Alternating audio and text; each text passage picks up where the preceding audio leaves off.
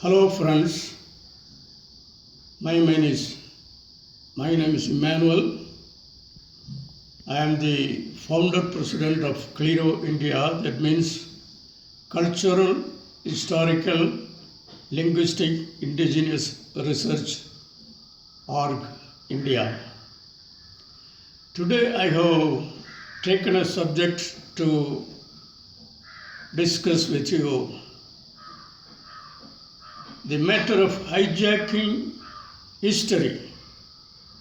Especially, I have given the title Subtly Hijacking History. This term, subtly hijacking history, is very peculiar, and it is the fittest term to observe what is happening in India, America, Africa, or anywhere where the Aryan race is spread, especially Sanskritization of the whole world, suppressing the aboriginal history and diverting or fabricating, hiding or sidelining the truth and giving some new way of history, making people believe that that is the true history. The important factor to be noticed here is the way how it is done. You know, in Puranas, there is a character, Dhritarashtra. He pretended to love some of his family member and invited him for a party. What he did, he embraced his guest. He embraced him so closely and tightly that the man was killed. So this is something strange. We have known the kiss of Judas.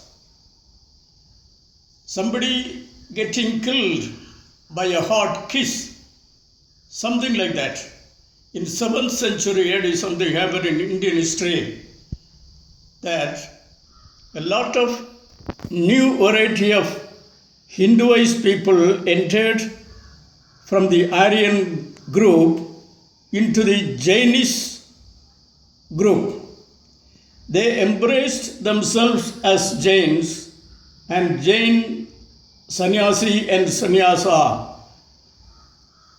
They involved in the job so tightly, by a few centuries, Jainism was thrown out of India. That is the way you find the original culture and character is disappearing, complete to give birth to a new mixed form of culture. That is the way subtly hijacking the history of a nation, a people, or a country. Anyway, in 1947, India got independence. Whatever diverted history, whatever influenced history or enforced history has somewhat come to an end. And after independence, people of all society engaged in themselves in making new colleges, new studies, new research, and they released a lot of books. Thus, they started writing out so many books. In that process, a new culture was being developed where many of the hidden matters were dug out and truth were slowly coming out. At this time, in India, especially in southern India, that too particularly among the Sandor caste, that is Nadars. The Nadar caste, a great man was coming up. He was Kamaraj Nadar. He became the Indian National Congress president, and he has become the kingmaker and also had a great say in that day's politics. Even Russia was surprised, many other nations were surprised, and people were awakened, and many people were raising their eyebrows. What happens? This fellow seems to be uneducated. He doesn't have any qualification or degrees, but he is overpowering the other traditional kinds of people and society leaders. So one man, perhaps he was called in, Robert Hartgrave Jr. from California, and he makes a research, and he is staying in India only for 6 months. But Sandors, Nadas, otherwise called, these people are having almost 30,000 of history. In 16,000, 1600 BC, they had a compact grammar book. This Nadar civilization is very deep in the history of India, but Robert Hartgrave has concluded that this man is simply a son of a toddy tapper and a man from the toddy tapping community, and there was no other higher value for him. It was an attempt to denigrate the nobleness of the society in which Kamaraj was born. Such things started happening. There was nobody to question it, and this is the book written by Robert Hartgrave in 1969. This book has actually aroused 1,000 questions in my mind, and the cause for my search for true history is basically this book. It started in 1969. This book is The Nadars of Tamil Nadu, Robert Hartgrave Jr. He concluded saying that Kamaraj was only a toddy tapping community man and without any proper culture. He has seen only the negative side of the history of the Nadars. Now, after a gap of few years, people might have thought the global people influenced by Sanskritization. There is another book coming in 2004, that is this book. He is really a toddy tapper. The book name is The Social History of the Deccan, 1300 to 1761. You know what happened? This book is written by Richard M. Eaton, and it is published by a new Cambridge University Press publication. This is discussing a real toddy tapper, but there is something special for this toddy tapper. He rose from the toddy tapper's level to a great king, resisting and driving out even Aurangzeb, the Mughal Sardar. So he established 21 forts and driven out Aurangzeb, became a king, and seeing his valor and power, how a mere toddy tapper can reach that stage of equal to an emperor. So seeing this valiant nature in this man, even the British Museum has made a statue on his honor.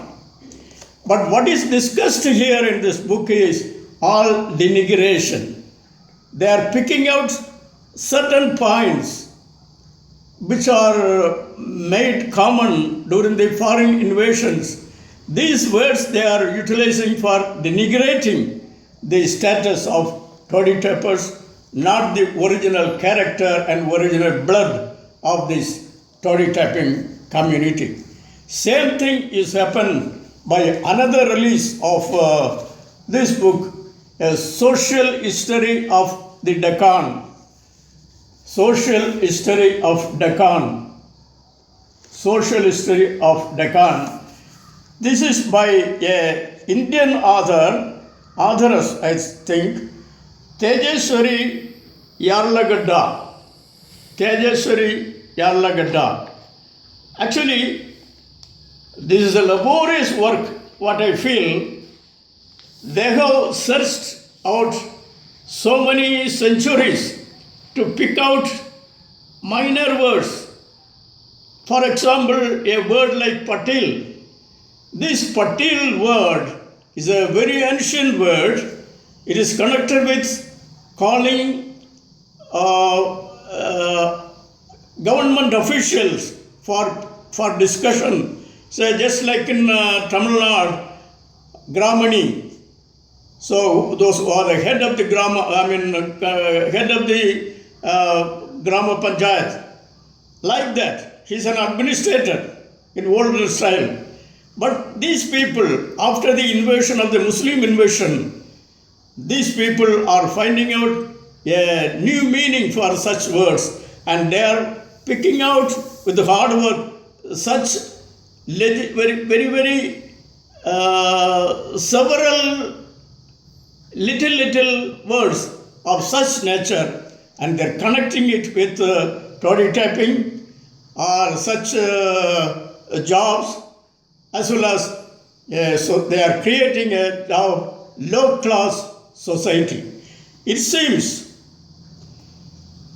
even the Western press, Western world, with the influence of the Sanskritized society and the influence of Brahmanical group, they have started this sort of publications. This is very lamentable and goes against the interest of research itself.